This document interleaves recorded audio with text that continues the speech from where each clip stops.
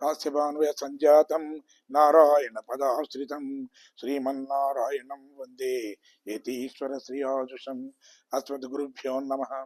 వృశ్చికే రేవతీ జాతం కృష్ణమార్య గురోస్తుతం శ్రీనివాస కృపాపాత్రం వెంకటార్య గురుం భజే. అస్మత్ పరమగురుభ్యో నమః. గార్గేయాన్వయ సంజాతం వెంకటార్య గురోస్తుతం వరదాచార్య సశిష్యం రామాచార్య గురుం భజే. అస్మత్ పితృభ్యో నమః.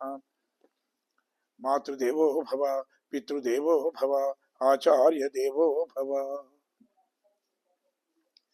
నీలాతుంగస్తనగిరితటీ సుప్తముద్బోధ్య కృష్ణం పారార్త్యం స్వం శృతిశతశిరసిద్ధమధ్యాపయంతి స్వోచ్ఛిష్టాయాం సృజిని గలితం యాబలాత్కృత్య భుంక్తే గోదా తస్యై నమ ఇదమిదం భూయ ఏవాస్తు భూయ. ఆండాల్ దివ్య తిరువలిగలే శరణం. భగవద్బంధువులారా, ఆండాలు తల్లి మనకు ప్రసాదించిన 30 పాసురాల్లో నుండి 11 పాసురాలు నిన్నటి వరకు మనం తెలుసుకున్నాం. ఈ రోజున 12వ పాసురాన్ని మనం అనుసంధానం చేసుకుంటాం. అందులో ఉండేటువంటి విషయాలను సాధ్యమైనంత వరకు తెలుసుకోవడానికి మనం ప్రయత్నం చేద్దాం. జడభరతుడు అనేవాడు ఒక యోగి. ఈయన వ్యతిరేకావస్థకు చెందినవాడిన. తెలుసుకున్నాం. వ్యతిరేకావస్థ అంటే మనం భోగించడానికి ఎన్ని వస్తువులు ఉన్నప్పటికీ కూడా దేని మీద కూడా తన మనస్సు లగ్నం చేయకుండా కేవలం పరమాత్ముడి మీద మాత్రమే మనసును లగ్నం చేయడాన్ని వ్యతిరేక అవస్థ అని అంటాం. మొదటైన మహారాజు.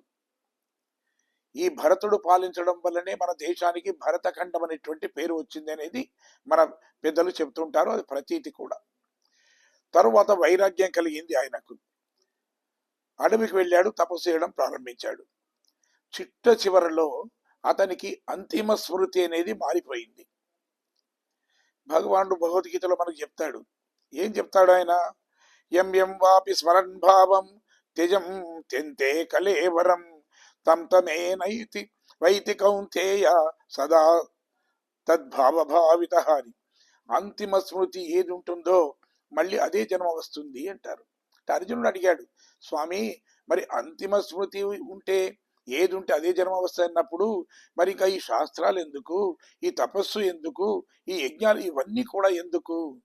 నిజానికి ఇవన్నీ అవసరం ఉన్నాయా లేదా అనేది మనం ప్రక్కన పెడితే చిట్ట చివరిలో అంటే చివరి క్షణంలో మనకు అలవాటు లేనటువంటి నామాన్ని జపించడం కానీ, మనం చూడండి లేదా మనము కావాలి అనుకున్న దాన్ని మనం స్మరించడం కానీ సాధ్యమయ్యేటువంటి విషయం కాదు.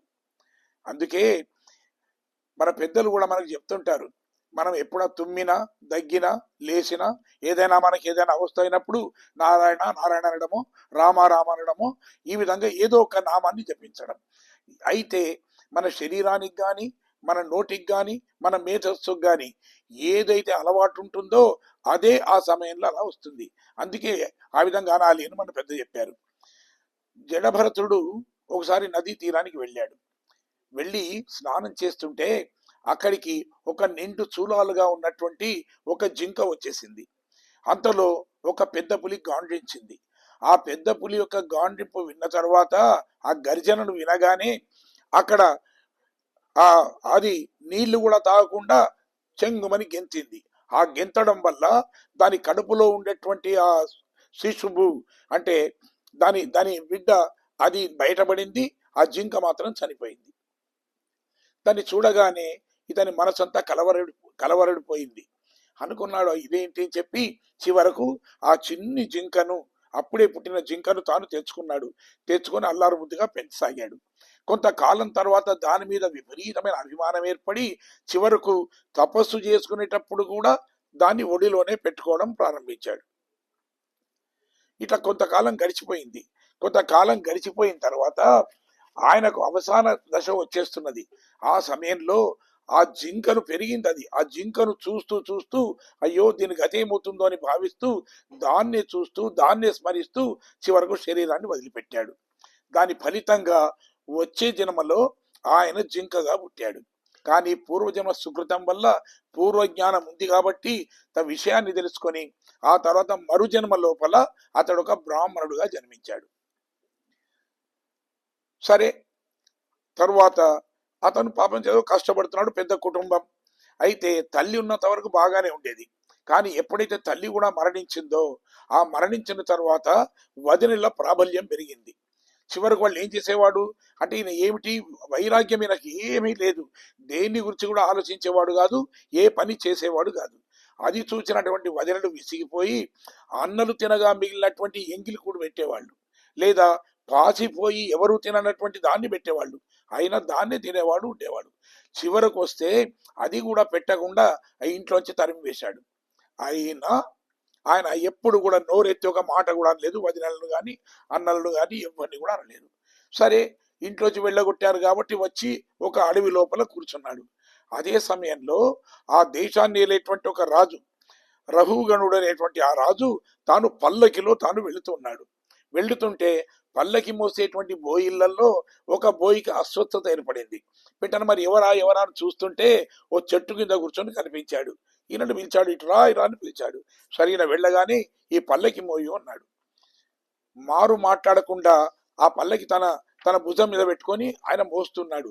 కానీ అలవాటు లేని పని కదా, అందుకని ఏమైంది, పల్లకి సరిగా పోకుండా అటు ఇటు అది కదలడం మొదలుపెట్టింది.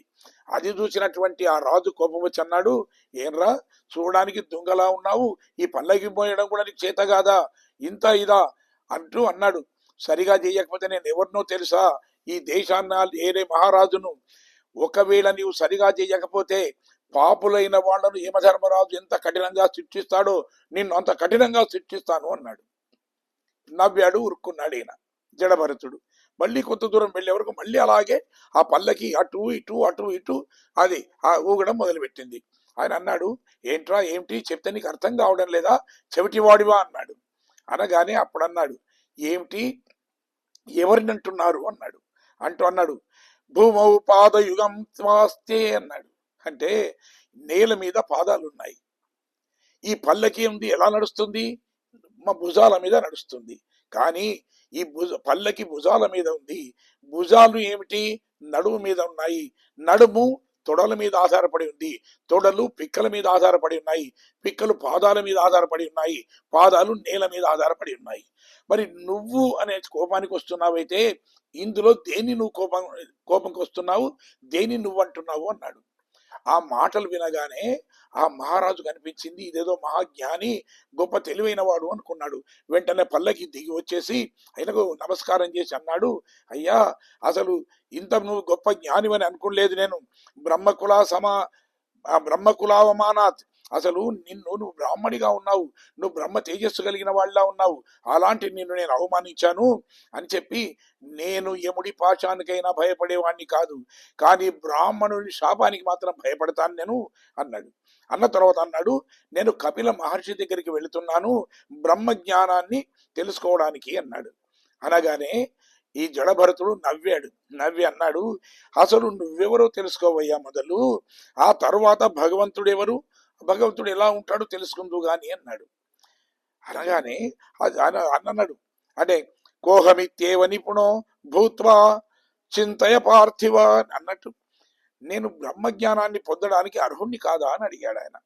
అకోవిద వాదాంచ, నీకేమీ తెలియదయ్యా, అయినా ఏదో తెలిసినట్లుగా మాట్లాడుతున్నావేంటి నువ్వు, అయినా పాపుల శరీరం అనేది ఇక్కడ ఉంటుంది, పాపం చేసేది శరీరం, కానీ శరీరం ఇక్కడే ఉంటుంది, కానీ ఆ వ్యక్తి బ్రతికున్నప్పుడు చేసినటువంటి పాపాన్ని మోసుకొని పోయేది మరొకటి ఉంది, అది కదా అక్కడ యమధర్మరాజు దగ్గర శిక్షలను అనుభవిస్తుంది.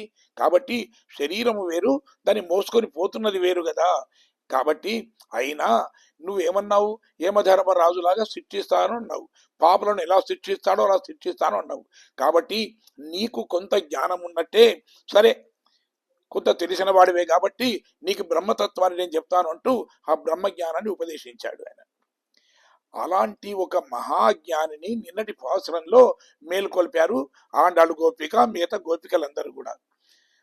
నిన్న తిరుపతిలో లేపబడినటువంటి ఆ గోపిక ఏమిటి, తన వర్ణ ఆశ్రమ ధర్మాలను పాటించేటి వంశానికి చెందినటువంటి ఒక సుందరమైనటువంటి గోపిక. అది మనం ఏం చేసినా మనం ఏదైనా పని చేయాలంటే ఎలా ఉంటుందంటే మనకేమిటి కృత్యకరణము అకృత్యకరణము అని ఉంటాయి. కృత్యకరణం అంటే మనం ఏం చేయాలో చేయడం, అకృత్యకరణం అంటే చేయకూడనివి ఉంటాయి. కానీ మనం ఏం చేస్తుంటాం, మనం ఏది ఉంటే కృత్య అకరణం చేస్తుంటాం, అంటే చేయవలసిన దాన్ని చెయ్యము. తర్వాత అకృత్యకరణము, ఏది చేయకూడదో దాన్ని చేస్తూ ఉంటాం మనం. అయితే ఈనాటి పాసురంలో తన విధులను కూడా విడిచి భగవత్ సేవలో నియుక్తుడైనటువంటి ఒక గోపకుని చెల్లెలిని ఈరోజు ఈ పాసురంలో వీళ్ళు మేలుకొలుపుతున్నారు. ఈ గోదా నాచ్యారు, తర్వాత మిగతా గోపికలు. ధర్మాన్ని పాటించాలా వద్దా? ఏది కూడా అంటే ఇవి ఏవి కూడా మనకు ముక్తినివ్వవు. మనం చేసే పని పరమాత్మకు ఆనందాన్ని ఇచ్చిందా లేదా అనేది ముఖ్యం. ఒకవేళ మనం చేసేటువంటి పని ఫలితాన్ని ఇస్తావా అంటే ఇవ్వవు. భగవంతుడే మన కర్మలు అసలు ఇస్తాయా? మనకి ఏదైనా కానీ ఫలితాన్ని కర్మలు ఇవ్వవు, భగవానుడే ఇస్తాడు. అంటే ఒక యజమాని తన దగ్గర పనిచేసేవాడు ఎంత పని చేసినప్పటికీ కూడా యజమాని దృష్టి పడకపోతే, యజమాని అనుగ్రహించకపోతే అప్పుడు అలా వాడు ఎలా ఫలితం పొందడో అదే విధంగా మనం ఎన్ని కర్మలు చేసినప్పటికీ కూడా అది పరమాత్ముడికి నచ్చకపోతే మనకు దాని ఫలితం అనేది రాదు అని చెప్పి మనకు శాస్త్రాలు చెప్తున్నాయి మనకు. మరి పోని అది కాదు, మరి సత్యం మోక్షం ఇస్తుందా, అసత్యం అనేది నరకాన్ని ఇస్తుందా? అది కూడా కాదు. పరమాత్ముడికి ఏది సంతోషం కలిగిస్తే అది మనకు మేలు చేస్తుంది. భగవంతుడు ఆనందించడమే ముఖ్యం. అందుకే అంటారు యత్వత్రియం తదిహ పుణ్యమపుణ్యమన్యత్ నాణ్యత్త యో నాన్నత్యయోర్భవతి లక్షణ మంత్రజాతు దూర్దాయితం తవహి యత్కిల రాశగోష్ఠ తత్కీర్తనం పరమ పావనమావనంతి అని. కురతాళ్ళ వాళ్ళు భగవంతుడి యొక్క తత్వాన్ని గురించి అంతటిని చాలా సూక్ష్మంగా మనకు చెప్తారు. ఏమిటంటే పాపం అంటే ఏది ఏది స్వామి, నీ మనస్సుకు ఏది ఇష్టం కలిగిస్తుందో అది పుణ్యము, నీ మనస్సుకు ఏది ఇష్టం కాదో, ఏది కష్టం కలిగిస్తుందో అదే పాపము. కానీ ఇది పాపము ఇది పుణ్యము అని చెప్పి వివేచన చేసే శక్తి అనేది అసలు నిజానికి లేదు. ఎందుకంటే అసలు ఏమిటి, నీవు దొంగతనం చేస్తావే అంటే విన్న దొంగతనం అవి చేశావు, ఆ కథలను వింటే మాకు మోక్షమా అంటే దొంగతనాల కథలు వింటే, చెడు కథలను వింటే చెడు ఫలితం రావాలి. కానీ నీవు చేసినటువంటి దొంగతనాన్ని వినడం వల్ల మాకు మోక్షం అనేది వస్తుంది. అంతేకాకుండా మరి నువ్వు రాసక్రీడలాడినటువంటి ఉందే చరితం, అది చదివితే మాకు పుణ్యమా అంటే దీని అర్థం ఏమిటి? మనకు తెలిసింది ఒక్కటే, అవి నీకు ఇష్టం కాబట్టి అవి మాకు పుణ్యాన్ని ప్రసాదిస్తాయి. తిరుమంగయాళ్వార్లు అంటారు పాపమే చేయదు పావియాని అంటాడు. అంటే నేను పాపాన్ని చేసి పాపినయ్యాను అంటాడు. ఏమిటయ్యా అంటే పాపం చేస్తేనే పాపి అవుతాడు కానీ పుణ్యం చేస్తే పాపి అవుతాడా అంటే నిజానికి పాపము పుణ్యం అనేటివి ఏమీ లేవు కదా. పాపమేది పుణ్యమేది. ఆనాడు దశరథుడు తాను సత్యానికి కట్టుబడి అంటే కైకేయికి తాను వరమిచ్చాడు కాబట్టి ఈ వరాన్ని చెల్లించకపోతే ఎక్కడ తనకు అసత్య దోషం వస్తుందో, ఎక్కడ నరకం వస్తుందో అన్న భయం చేత అప్పుడు ధర్మమూర్తి అయినటువంటి ఆ రామచంద్రుణ్ణి ఆయన అరణ్యానికి పంపించాడు. అంటే రామో విగ్రహవాన్ ధర్మ అంటారు కదా, అంటే ధర్మాన్నే అడవికి పంపించాడు. దాని ఫలితంగా ఏమిటి, నిజానికి అతనికి నరకం రావాలి. కానీ పరమాత్ముడు అనుకున్నాడట అసలు అది కాదు, ఒక పక్షి లాంటి దానికే అంటే జటాయువు లాంటి ఒక పక్షికే మోక్షం ఇచ్చాను కదా, కనీసం ఇతనికి స్వర్గమన్నా ఇవ్వకపోతే నలుగురు నన్ను ఆడిపోసుకుంటారు అని చెప్పి స్వర్గానికి పంపించాడు. కానీ అతనికి మోక్షం దొరకలేదు. మరి దదిబాండు ఉన్నాడే, మరి సత్యం చెప్పినందుకు అలా జరిగింది. మరి దదిబాండు ఏం చేశాడు, యశోద వచ్చి ఏమయ్యా కృష్ణుడు ఇక్కడ ఉన్నాడా అంటే తాను కుండలో దాచినటువంటి కృష్ణుడు ఇక్కడ ఉన్నాడు అని చెప్పలేదు, నేను చూడలేదమ్మా అన్నాడు. అసత్యం మాట్లాడాడు, అతనికి మోక్షం వచ్చింది. అందుకే నాభిగచ్చన్న తిష్టన్ మిథ్యా గోప నపదినైనేమిలయన్ విశ్వగోప్త అంటారు. అది సిందిక్క సెండిల్లై నా విల్లై నా మంగళ్ చెప్ప మెయ్యిల్లై వందిరు పోదు వందిక్క అంటారు. అంటే ధ్యానం చేసిన వారికి కదా మోక్షం రావాలి. నిజానికి ఆ కుండకు మనస్సుందా ధ్యానం చేయడానికి? పోని ఏరా భజన కీర్తన చేయడానికి దానికి నోరుందా? నోట్లో నాలుక ఉందా? లేదు. తాను ఏదైనా భజన చేయడానికి అసలు చేతులు ఉన్నాయా? స్వామి దగ్గరికి వెళ్ళడానికి కాళ్ళు ఉన్నాయా? ఏమి అర్హత ఉంది అని? కాదు కాదు, దదిబాండు ఇది నాకుండా అనుకున్నాడు కాబట్టి దానికి మోక్షాన్ని ఇప్పించగలిగాడు. అలాగే ఎవరైనా సత్పురుషులు మనను చూసి వీడు నావాడు అంటే మనకు మోక్షం ఇప్పించగలుగుతాడు. అందుకే అసలు నువ్వు చేసింది సత్యమా అసత్యమా, సత్యం మాట్లాడితే మోక్షమా అసత్యం మాట్లాడితే మోక్షం అనేది కాదు. భగవంతుడికి ఏది ఇష్టమైన పని చేస్తే అప్పుడే మోక్షం దొరుకుతుంది అంటారు. అందుకే అసలు అంటే చిన్న మనకు పెద్దలు ఒక చిన్న కథ చెప్తారు. ఒక మహారాజుకు పుట్టినరోజు వచ్చింది. సరే, ఎవరి స్తోమతకు తగ్గట్టు వాళ్ళు ఏదో కానుకలు తీసుకొని ఇస్తున్నారు. అదే సమయంలో ఒక పేద బ్రాహ్మణుడు ఉన్నాడు అక్కడ. ఆ బ్రాహ్మణుడు అనుకున్నాడు, అయ్యో రాజుగారి పుట్టినరోజు కాబట్టి ఏదో కానుక ఇయ్యాలి కదా అని చూస్తే ఏమీ లేదు. అతని ఇంట్లో అటు ఇటు వెతుకుతుంటే ఒక చెట్టు, ఆ చెట్టుకు 4-5 నిమ్మకాయలు కనిపించాయి. సరే, ఒక పండు వాడినటువంటి ఒక పండును తీసుకొని ఆ పండును చక్కగా మూట కట్టి తీసుకొని పోయి ఆ రాజుగారికి సమర్పించాడు.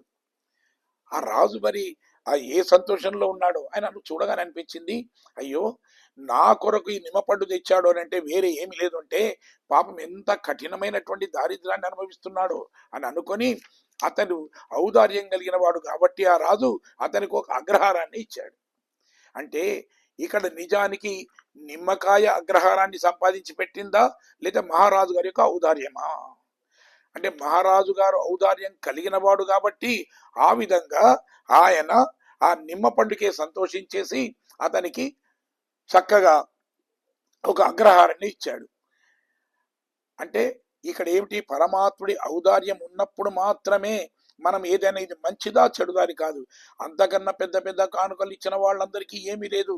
కానీ ఒక నిమ్మ పండును తీసుకొని వెళ్ళినటువంటి ఈ బ్రాహ్మణుడికి మాత్రం ఒక అగ్రహారమే వచ్చింది. కాబట్టి స్వామి, అసలు నీకు ఇష్టమేది ఇష్టం కానిదేదని వివేచన మాలో ఉండాలి. కానీ నీకు ఏది ఇష్టమో అదే పుణ్యం, నీకు ఏది ఇష్టం కాదో అదే పాపం అంటున్నారు. అయితే వెనుకటి పాసురంలో ఏమిటి, స్వధర్మ నిరతుడు అంటే ఏమిటి, గోపాలులకు వాళ్ళందరికీ కూడా ఏది స్వధర్మం అంటే పశుపోషణ. అలాంటి పశుపోషణ చేసినటువంటి వంశానికి చెందినటువంటి ఆ గోపికను నిన్నటి పాసురంలో వీళ్ళు మేల్కొల్పారు. ఈ గోపికలందరికీ కూడా స్వామి భక్తి అధికం. స్వామి అంటే ఎనలేని ప్రేమ వీళ్ళందరికీ కూడా. అందులో ఈ గోపాలులకు కూడా అలాంటి భక్తి కలిగిన వాళ్ళే చాలా మంది. శ్రీధాముడు అనేవాడు ఆ పరమాత్ముడి పట్ల అత్యంతమైనటువంటి భక్తి కలిగిన వాడు. అతనికి స్నేహితుడుగా ఉంటూ ఎప్పుడూ వెన్నంటే తిరిగేవాడట. అంటే తానెటన్నా బయటకు వెళుతుంటే కూడా కృష్ణుడు ఇతని మీద చేయి వేసుకొని వెళ్ళేవాడట. అంటే అంతటి సాన్నిధ్యం కలిగిన వాడు. ఆయనకు స్వధర్మమైనటువంటి పాలు పితకడం కానీ వ్యవసాయం చేయడం కానీ అవన్నీ అనుకున్నాడు. అనవసరంగా ఇవి చేయడం వల్ల నా సమయం అంతా వ్యర్థమైపోతుంది కాబట్టి కృష్ణుడి దగ్గరికి వెళితే ఈ సమయమైనా నాకు మిగులుతుంది, ఈ సమయం లోపల కృష్ణుడి యొక్క సేవ చేసుకునేటువంటి భాగ్యం నాకు కలుగుతుంది అని చెప్పి ఆయన పశువులకు పాలు పిండడం కూడా మానేశాడట ఆయన. అంటే చెప్తారు మనకు, ఈ శ్రీరాముడు ఎలాంటి వాడు అంటే తన కర్తవ్యమైనటువంటి గేదెల పాలను కూడా పితకలేదు, కేవలం కృష్ణుడి మీద మాత్రమే భక్తి కలిగి ఉన్నాడు. అంటే ఇంతకుముందు భరతుడు కూడా ఏం చేశాడు, భరతుడు ఏం చేశాడు, తన కర్తవ్యాన్ని నిర్వహిస్తూనే రాముడి ఆజ్ఞ ప్రకారంగా పాదుకలను తెచ్చుకొని వాటికి ప్రతినిధిగా తాను ఉన్నాడు. తన కర్తవ్యాన్ని వదిలిపెట్టలేదు. కానీ లక్ష్మణుడు ఏం చేశాడు, తన కర్తవ్యాన్ని వదిలిపెట్టాడు. తన తల్లిని తండ్రిని భార్యను వీళ్ళను చూడవలసినటువంటి బాధ్యతలు కూడా మర్చిపోయి చివరకు ఆ రామచంద్రుడి వెంట ఉండి అతనికి సేవ చేశాడు. అందుకే సేవలు 2 రకాలుగా ఉంటాయి. యజ్ఞదాన తపకర్మ నత్యాజ్యం కార్యమేవ తత్, యజ్ఞోదానం తపచ్చైవ పావనాని మనీషినాం అంటారు. అంటే యజ్ఞం గాని దానం గాని తపస్సైనవి ఇలాంటి క్రియాకలాపాలను మనం ఎప్పుడు కూడా మానకూడదు అని చెప్పి మనకు శాస్త్రం చెప్తుంది. ఎందుకు అంటే వీటి వల్ల మన మనస్సులో ఉండేటువంటి కల్మషాలు తొలగిపోతాయి. ఈ కల్మషాలు తొలగిపోయిన తర్వాత జ్ఞానం కలుగుతుంది. ఆ జ్ఞానం ద్వారా ఈ భక్తి అనేది పెరుగుతుంది. భక్తి ద్వారా పరమాత్ముడి యొక్క అనుగ్రహం అనేది మనకు లభిస్తుంది. కాబట్టి ఎట్టి పరిస్థితుల్లో కూడా కర్మలను వదిలిపెట్టవద్దు. ఏం వదలాలి? కర్మ వల్ల వచ్చే ఫలితాన్ని వదిలిపెట్టాలి. దీనివల్ల ఇది వస్తుందనేటువంటి ఉద్దేశంతో కాకుండా ఇది నా విద్యుక్త ధర్మము అనుకొని ఆ విధంగా చేయాలి అంటారు. ఈ పాశురంలో తన స్వధర్మాన్ని కూడా ఆచరించనై ఒకానొక గోపకుని సోదరుని ఈ రోజున వీళ్ళు మేల్కొలుపుతున్నారు. పరమాత్మ సేవకు కర్మలు అడ్డంకి అంటే కాదు అంటుంది శాస్త్రం. ఎందుకంటే నీవు నీ కర్మను నిర్వహిస్తూనే పరమాత్ముని సేవలో కూడా నీవు అందులో పాల్గొనవచ్చు. అంతేగాని శరీరానికి కష్టం అనుకోనో లేకపోతే మరేదో అనుకొని చెప్పి పరమాత్మ యొక్క కర్మలను వదిలిపెట్టడం అనేది సమంజసం కాదు. పరమాత్ముడి కొరకు ఒకవేళ నీవు ఆ విధంగా కర్మలను వదిలిపెట్టితే అదేం దోషం కాదు అంటారు. ఎందుకంటే లీలాసుకుడు అనేటువంటి భక్తుడు ఆయన భగవంతుని సేవ కొరకు అన్ని వదులుకున్నాడట. ఆయన అన్నాడు, సంధ్యావందన భద్రమస్తు భవతే భో స్నాన తుభ్యన్నమ అంటాడు. అంటే సంధ్యావందనమో నీకో నమస్కారము, స్నానమా నీకో నమస్కారము. ఈ విధంగా సంధ్య వారుస్తూ స్నానం చేస్తూ కూర్చుండే ఈ సమయంలో పరమాత్ముడి సేవకు దాన్ని వినియోగిస్తే అది నాకు ఆనందదాయకంగా ఉంటుంది అన్నాడు. అంటే పరమాత్ముని సేవ కోసం తన నిత్య కృత్యాలైనటువంటి సంధ్యావందనం కానీ స్నానాన్ని కానీ వదిలిపెట్టడం అనేది అది దోషం కాదు. కానీ తీరిక లేదనో మరొక ఇతరమైన విషయాల పట్లను ఆ విధంగా ఉండి తన కర్తవ్యాన్ని వదలడం కానీ కర్మలను వదలడం కానీ అది సమంజసం కాదు అంటారు. భగవంతుని పని కొరకు మనం ఏదైనా చేస్తుంటే దానికి ఆ చేయడానికి చెప్తారు. అంటే 3 కోట్ల మంది మహర్షులు ఉంటారట మన కార్యాన్ని నిర్వహించడానికి. ఆ విధంగా అయితే లక్ష్మణ స్వామికి రామచంద్రుడి పైననే ప్రేమ భక్తి. రాముడు అడిగి వెళ్ళమంటే తండ్రి మీద కూడా అతని కోపం వచ్చింది. అంటే తండ్రి కన్నా కూడా పరమాత్ముడైన రాముడి మీద అంతటి ప్రేమ కలిగిన వాడు ఆయన. స్థిత ప్రజ్ఞత్వం అంటే చెప్పుకున్నాం నిన్న. స్థిత ప్రజ్ఞత్వం అంటే మన కష్టాలు వచ్చినా సుఖాలు వచ్చినప్పటికీ కూడా చెలించకుండా ఉండేటువంటి స్థితి. అలాంటి స్థిత ప్రజ్ఞత్వం కలిగినటువంటి గోపికను అంటే అటు భరతుడి లాంటి భక్తి, ఇటు లక్ష్మణుడు లాంటి కూడా ఆ త్యాగము కలిగినటువంటి ఆమె స్థిత ప్రజ్ఞత్వం కూడా కలిగింది. ఆమెను ఈ రోజున వీళ్ళు ఈ పాసురంలో వాళ్ళను మేల్కొల్పుతున్నారు. కాబట్టి మొదలు ఈ పాసురాన్ని మనం అనుసంధానం చేసుకొని అందులో ఉన్నటువంటి విషయాన్ని మనం తెలుసుకోవడానికి మనం ప్రయత్నం చేద్దాం. కనైత్తిలం కథైరుమై కన్రు కిరంగి నినైత్తములై వజియే నిన్ను పాల్సోర ననైత్తిల్లం షేరార్க்கும் నర్చెల్వన్ தங்காய் பனித்தலை வீக நீர் வாசல் கடை பத்தி சினத்தினால் தென்னிலங்கை கோமானை செத்த மனத்துக்கினி ஆனை பாடவும் நீவாய் திருவாய் இனித்தான் இருந்துராய் இதென்ன பேருரக்கும் அனைத்தில்லத்தாறு மறிந்தே லொரெம்பாவாய். ஆண்டாள் திவ்ய திருவழிகளே சரணம்.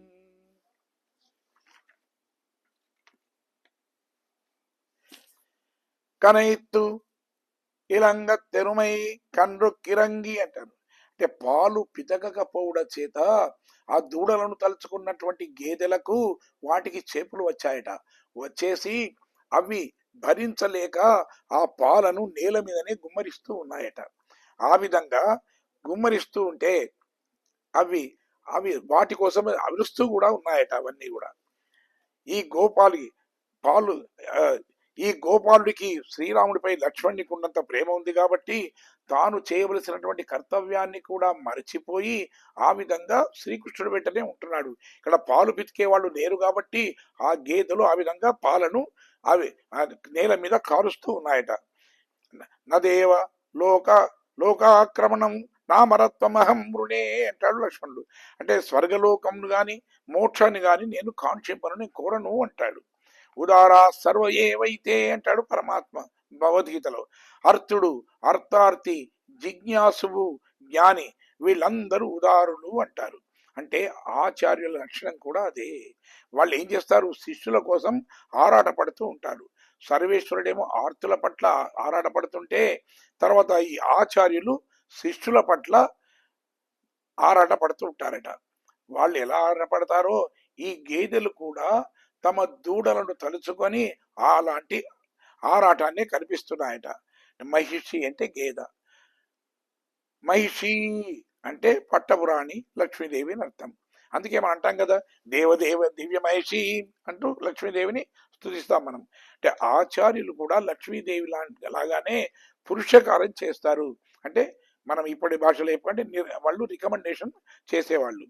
నినైతములై వజియే నిన్ను పాల్షోరా, అంటే దూడను తలిచినటువంటి ఆ గేదెలు ఈ పాలను ఈ విధంగా నేల మీద వర్షిస్తూ ఉంటే అవి ఎలా ఉన్నాయట అంటే అదంతా బురద బురదగా మారుతున్నట్లుగా ఉన్నాయట. శిష్టుల దైన్యాన్ని చూచి ఆచార్యులు కూడా అలాగే భాగవత్ గుణానుభవాన్ని వాళ్ళు వర్షిస్తూ ఉంటారట.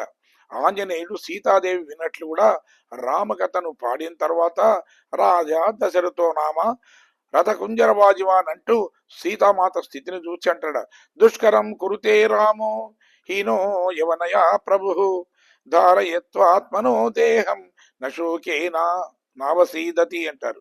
అంటే ఆహా, ఈ తల్లి ఇంతగా కృషించిపోతుంటే అసలు రాముడి మనసు ఎలా ఒప్పింది అంటూ బాధపడతాడట. ఆచార్యులు కూడా అలాగే ఈ జీవాత్మల స్థితిని చూసి ఆరాటపడుతుంటారే, అలాగే ఇక్కడ ఈ గేదెలు కూడా తమ దూడలు తమ దగ్గరికి రాలేదు కాబట్టి అయ్యో ఇవి ఆకలితో ఎంత అలమటిస్తున్నాయో అంటూ ఆ విధంగా బాధపడుతూ ఉన్నాయట. పాలతో ననైతిల్లం చేరార్కం నల్ సెల్వన్ అంటారు. పాలతో నానిపోయిన ఇల్లంతా కూడా బురద బురదగా మారిపోయిందట. పాలు అక్కడ చేయడము, అలాగే ఇవి కాళ్లతో తొక్కడం వల్ల అక్కడ మొత్తం బురదగా మారిపోయిందట. ఆనాడు భరతుడు కూడా ఈ రాముడి యొక్క విరహాన్ని భరించలేక అర్ధరాత్రే లేచి సరయూ నదికి వెళ్ళి స్నానం చేసి అదే బట్టలతో వచ్చి అటు ఇటు పొర్లుతుంటే ఏ విధంగా స్థలమంతా బురదగా మారిందో అలాగే పంగదిస్తంతు భరత జటిలస్యాం ప్రతీక్షతే అన్నట్టు ఇవి కూడా అక్కడ బురద బురదగా అక్కడ మారిపోయాట నేల మీద.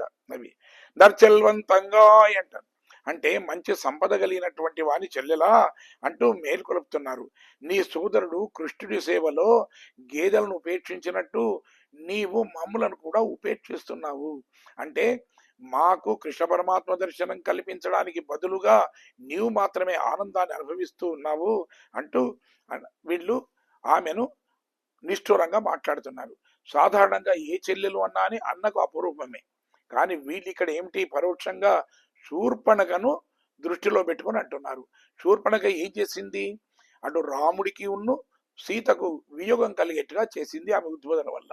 అలాగే ఇక్కడ కూడా కృష్ణుడికి ఉన్న తమకు కూడా ఇలాంటి ఎడబాటు కలగజేస్తుంది అని చెప్పి ఆ విధంగా ఎత్తి పొడుపుగా ఆయన చెల్లెలా అంటూ ఈ విధంగా అంటున్నారు వీళ్ళు. పనితలై వీజ్ నివాషల్ కడైపత్తి అంటారు.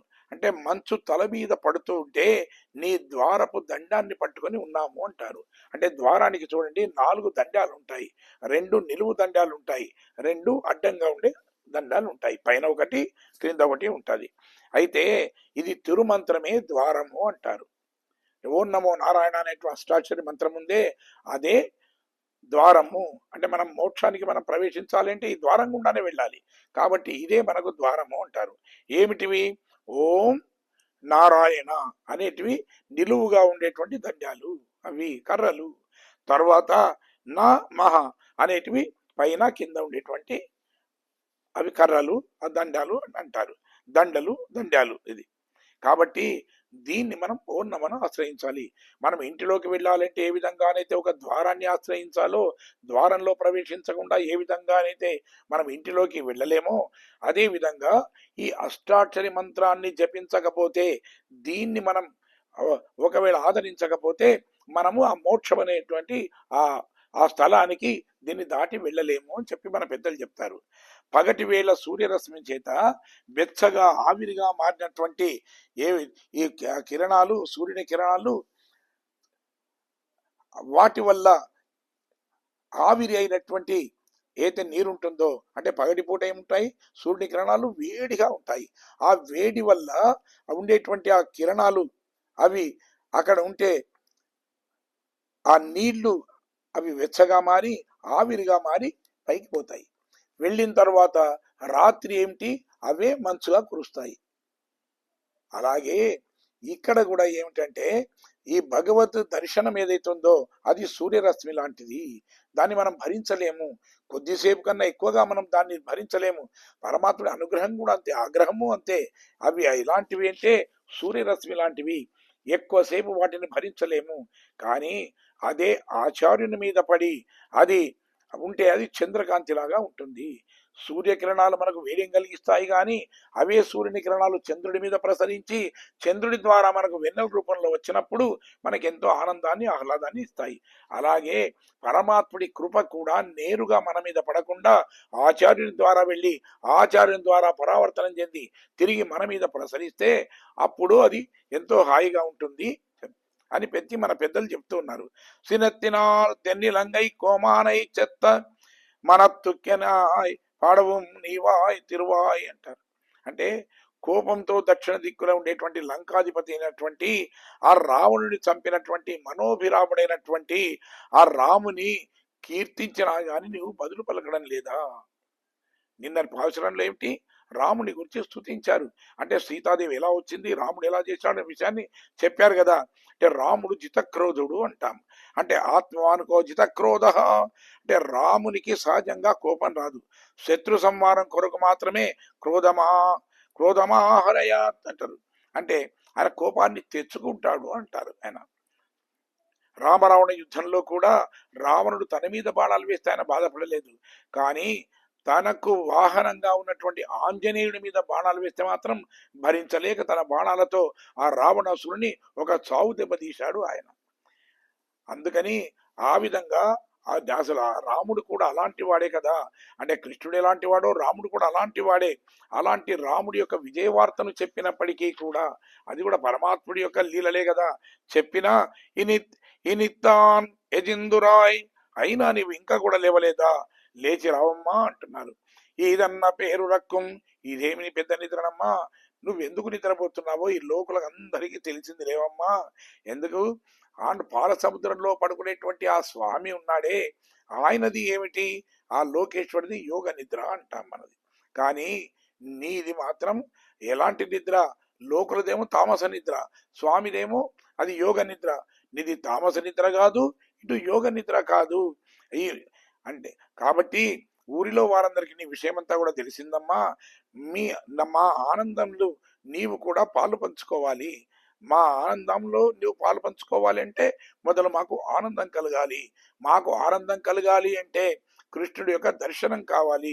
ఆ కృష్ణుడి యొక్క దర్శనం కేవలం నీ వల్ల మాత్రమే అవుతుంది. నీవు కృష్ణ పరమాత్ముడికి అత్యంత ఆప్తురాలివి కాబట్టి నీ యొక్క కృప మా మీద ఉంటే నీవు మాకు ఆ దర్శనము చేయించగలుగుతావు. అలాంటి ఆనందాన్ని మాకు పొందింపజేయగలుగుతావు. మా ఆనందంలో నీవు కూడా భాగస్వామి కాగలుగుతావు అంటూ నీ శ్రీకృష్ణుడు నీ దగ్గర ఉన్నాడేమో, అందుకే అంత నిశ్చింతగా ఉండి ఉంటావు.